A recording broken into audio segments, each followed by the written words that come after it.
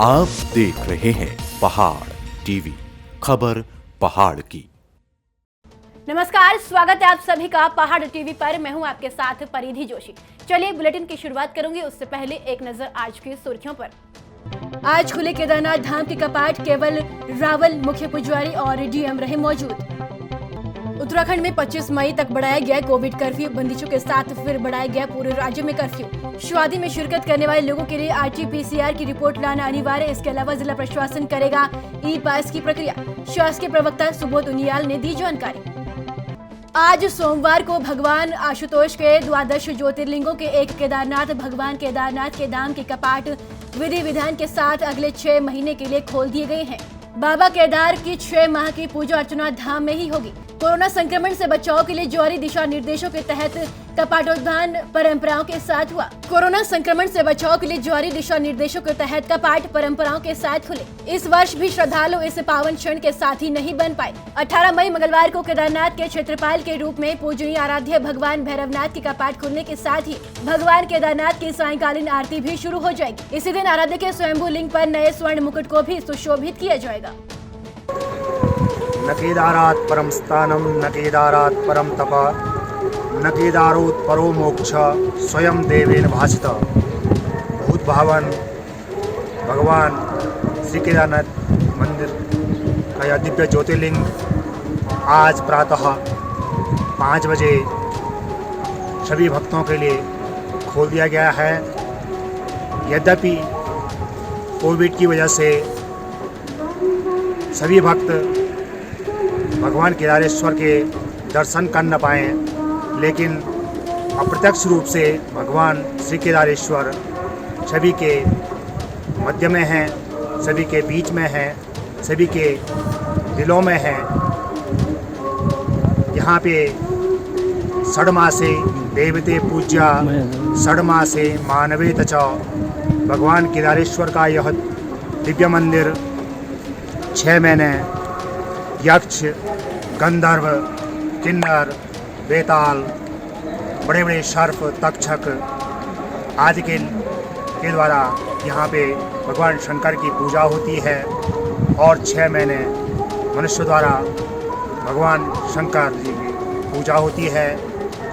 आज भगवान शंकर का यह दिव्य ज्योतिर्लिंग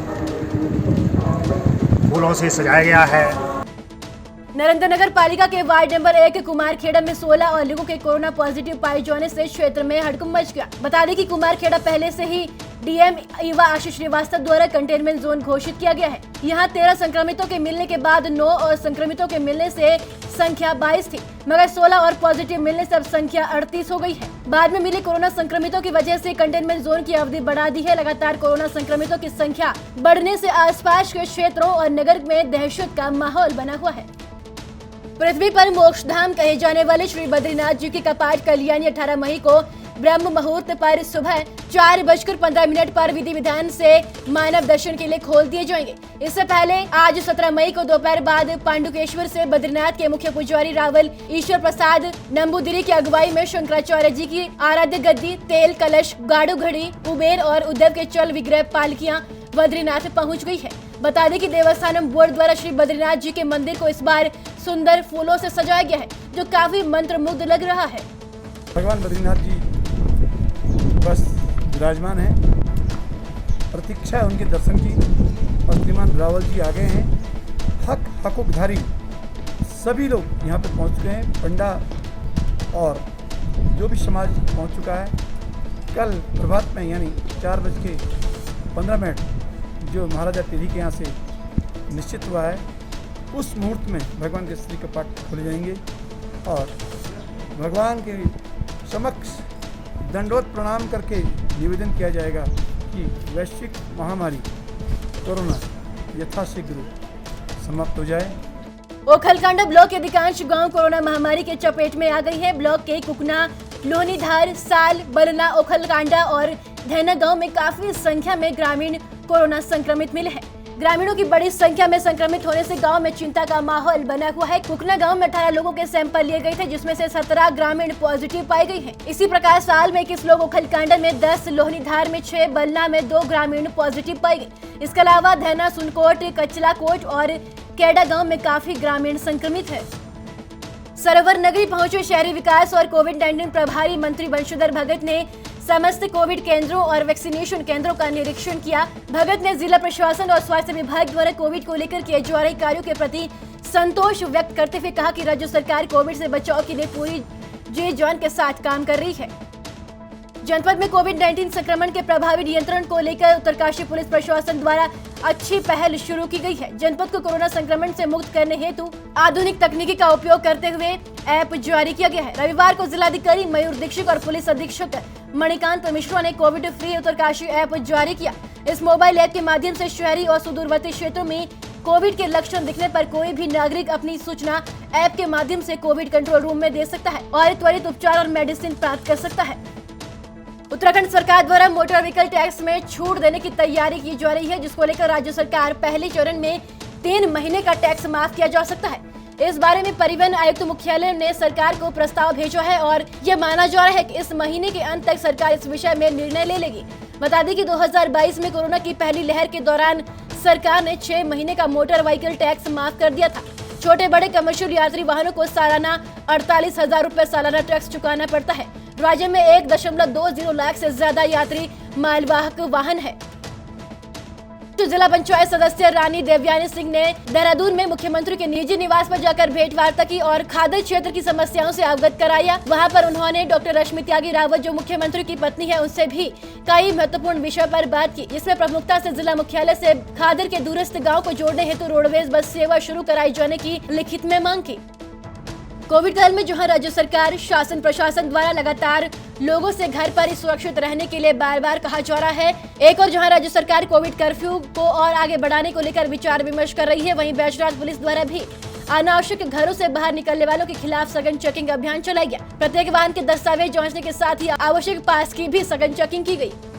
सभी लोगों से निवेदन है कि कोविड के जो समय समय पर दिशा निर्देश दिए जाते हैं उनका पालन करें और अनावश्यक रूप से बाहर ना घूमें, क्योंकि अगर जो भी अनावश्यक रूप से घूमता पाएगा उसके विरुद्ध वैधानिक कार्रवाई की जा रही है, हमारे द्वारा भी की जा रही है और अन्य विभाग द्वारा भी वैधानिक कार्रवाई की जा रही है। देश दुनिया में फैले कोरोना वायरस से निपटने को लेकर केंद्र और राज्य सरकार चाहे जितनी सजग हो, लेकिन तमाम कस्बा वासियों पर ना तो लॉकडाउन का असर दिखाई दे रहा है, ना ही सोशल डिस्टेंसिंग का पालन किया जा रहा है। कस्बा लंडोरा में बैंकों के सामने महिलाएं और पुरुष घंटों लाइनों में खड़े होकर पैसे निकालने का इंतजार कर रहे हैं। बैंकों के बाहर लाइनों में लगे लोग इतने बेफिक्र है कि ना तो मास्क लगा रहे हैं और ना ही सोशल डिस्टेंसिंग का पालन किया जा रहा है। इतना ही नहीं, बैंकों के बाहर पुलिस प्रशासन की तरफ से सोशल डिस्टेंसिंग के नियमों का पालन कराने के लिए किसी भी पुलिसकर्मी की तैनाती नहीं की गई है। कांग्रेस प्रदेश सचिव और पूर्व नगर पालिका अध्यक्ष गौचर मुकेश नेगी कोविड-19 काल में लोगों के लिए कोविड से संबंधित दवाइयों की किट तैयार कर रही है। मुकेश नेगी द्वारा अपनी टीम के साथ मिलकर अभी तक 50 से अधिक दवाइयों की किट तैयार की जा चुकी है, जिन्होंने सोमवार से जरूरतमंद लोगों तक पहुंचाया जाएगा। कांग्रेस प्रदेश सचिव मुकेश नेगी ने बताया कि कोविड-19 महामारी के चलते गांव-गांव में यह किट पहुंचाई जाएगी। लॉकडाउन में गरीबों के लिए पुलिस फरिश्ता बन रही है। कस्बा लंडोरा पुलिस चौकी के एसआई संजय गौड़ ने मान्यता का परिचय देते हुए गरीबों और असहाय लोगों को खाद्य सामग्री वितरित की। एक और जहां कोरोना काल में लोग आपदा में अवसर की तलाश कर गलत तरीके से धन कमाने लगे हैं, वहीं मित्र पुलिस हर समय जरूरतमंदों को खाद्य सामग्री और ऑक्सीजन सिलेंडर उपलब्ध करा रही है।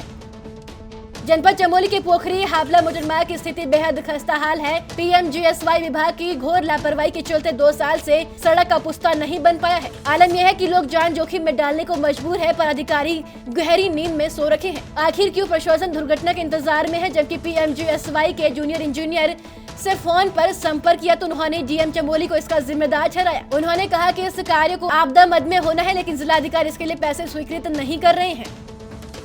यहाँ पर ये सड़क बार बार टूट जाती है, ये आगे कई गाँवों को जोड़ती है। और यहाँ पे इस सड़क का सुधारीकरण कब करेगी? सरकार से यही गुजारिश है कि इस सड़क का जल्दी से जल्दी सुधारीकरण किया जाए। सड़क की दयनीय स्थिति बनी हुई है, आप देख सकते हैं, और कभी भी यहाँ पर दुर्घटना हो सकती है। और 2 साल से करीबन 2 साल से पुख्ता लगा नहीं है, तो दयनीय स्थिति है बहुत ज़्यादा, और बारिश में बहुत ही मतलब डेंजर हो जाता है यहाँ पर गाड़ियों के लिए। तो मिट्टी आती है ऊपर से, फिर यहाँ पे दलदल सा है, तो यहाँ पर काफ़ी संकरा मार्ग है ये, तो दुर्घटना कभी भी हो सकती है यहाँ पर।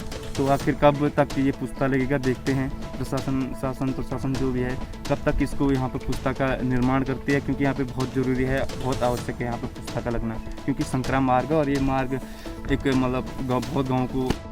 उत्तराखंड की बड़ी खबरों में फिलहाल इतना ही। बाकी अपडेट के लिए हमारे साथ बने रहिए और देखते रहिए पहाड़ टीवी। नमस्कार। ये है मेरा उत्तराखंड।